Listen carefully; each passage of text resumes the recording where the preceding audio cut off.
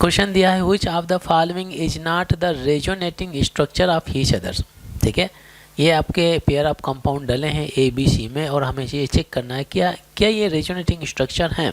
ठीक है, तो एक चीज़ हमेशा दिमाग में रखें, अगर किसी भी कंपाउंड में रेजोनेंस होता है, ठीक है, अगर किसी भी कंपाउंड में रेजोनेंस होता है, अगर उसका रेजोनेटिंग स्ट्रक्चर आप बनाएं तो ये आप समझ लीजिए कि जो एटम होते हैं एटम की पोजीशन फिक्स रहती है। जैसे यहाँ पर अगर आप देखें तो ये आपका डबल बॉन्ड यहाँ पे आ जाएगा, ये डबल बॉन्ड यहाँ पे आएगा, ये डबल बॉन्ड आपका यहाँ पे आएगा।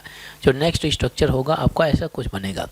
अगर मैंने एक कंपाउंड ले लिया CH3COO और ये आपका NH2 डला हुआ है, ठीक है, यहाँ पे लोन पेयर है तो लोन पेयर का कॉन्जुगेशन में आ रहा है, ऑफकोर्स आ रहा है। तो ये जो लोन पेयर है जब रेजोनेंस में पार्टिसिपेट करेगा तो ये आपका पाई बॉन्ड ऑक्सीजन की तरफ शिफ्ट हो जाएगा। तो इससे बनने वाला जो RS होगा ये CH3 है ये, और आपका ये कार्बन ऑक्सीजन के पास में क्या आना चाहिए, नेगेटिव चार्ज। अरे भाई ये नेगेटिव चार्ज है नेगेटिव चार्ज, और इसके बाद में यहाँ पे हो जाएगा डबल बॉन्ड, क्योंकि लोन पेयर जहाँ कहीं भी आएगा डबल बॉन्ड बनाने में सक्षम होता है। और यहाँ पे सिंस नाइट्रोजन ने लोन पेयर लूज किया है पॉजिटिव चार्ज आ गया। अब देखिए इन दोनों RS में ये बेंजीन का RS है रेजोनेटिंग स्ट्रक्चर, और ये आपका जो अमाइड का रेजोनेटिंग स्ट्रक्चर है।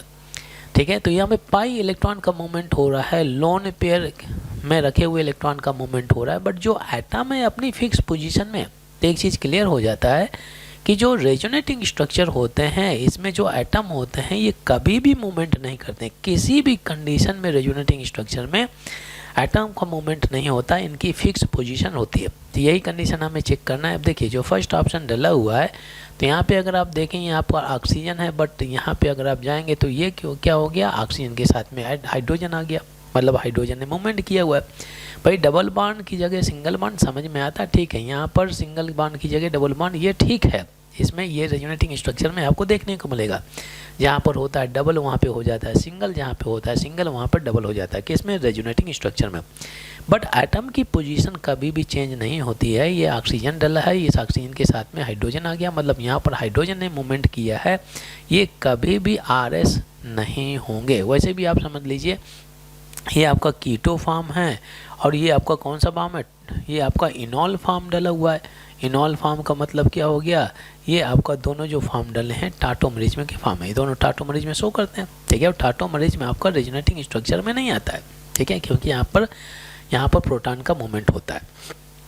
ठीक है, अब देखिए बी में अगर आप चलें तो देखिए फिक्स एटम की पोजीशन हम चेक कर लेते हैं। देखिए CH3 है कि आपका ये डला हुआ फर्स्ट कंपाउंड यहाँ पे डला, क्या इसमें कॉन्जुगेशन है, कॉन्जुगेशन बोल सकते हैं, ये पॉजिटिव हो गया नेगेटिव, या का ऐसा सिस्टम भी कॉन्जुगेटेड सिस्टम माना जाता है। जैसे X हो गया, इसके पास में पॉजिटिव चार्ज है, ये वाई होगा, इसके पास में नेगेटिव चार्ज है। क्या ये कॉन्जुगेटेड सिस्टम है, ऑफकोर्स ये कॉन्जुगेटेड सिस्टम माना जाता है। ठीक है, जब ये नेगेटिव चार्ज आपका इधर उतरेगा तो डबल बॉन्ड बनाएगा, तो ये हो जाएगा X डबल बॉन्ड Y, और Y ने इलेक्ट्रॉन लूज किए तो यहाँ पे आएगा पॉजिटिव चार्ज। ठीक है, ये आपका कॉन्जुगेटेड सिस्टम है।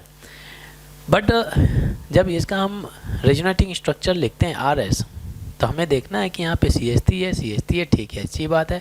CH3 के बाद में नाइट्रोजन होना चाहिए, यहाँ पे ऑक्सीजन आ गया, क्या आ गया भाई, ऑक्सीजन। यहीं पे गलत हो जाता है। एटम को कभी भी अपनी पोजीशन चेंज नहीं करना है, अगर इसने चेंज कर दिया तो ये कभी भी रेजोनेटिंग स्ट्रक्चर में नहीं आएगा। ठीक है, तो ये चीज़ ये आपका ऑक्सीजन क्या आ गया, यहाँ पे आ गया, ये N और O हो गया, पॉजिटिव नेगेटिव ये चेंज होंगे, डबल बॉन्ड से सिंगल, सिंगल से डबल, ये बनेगा रेजोनेटिंग स्ट्रक्चर में। बट एटम कभी भी पोजीशन चेंज नहीं करेंगे।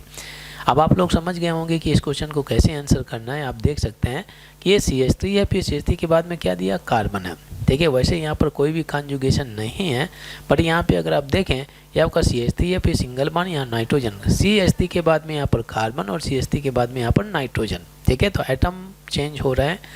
ठीक है, एटम की पोजीशन चेंज हो रही है। ठीक है, एटम की पोजीशन चेंज हो रही है कभी, और एनीवे इसमें कॉन्जुगेशन है नहीं तो रेजोनेटिंग स्ट्रक्चर के बारे में बात नहीं करेंगे। ठीक है, तो आप अल्टीमेटली बोल सकते हैं कि भाई ये जो तीनों कंपाउंड डले हैं कौन से, A, B और C, इसमें RS नहीं पॉसिबल है, क्योंकि इन सभी कंपाउंड में the position of atom change हो रहा है। तो ऑप्शन कौन सा हो गया भाई, D option is the right answer.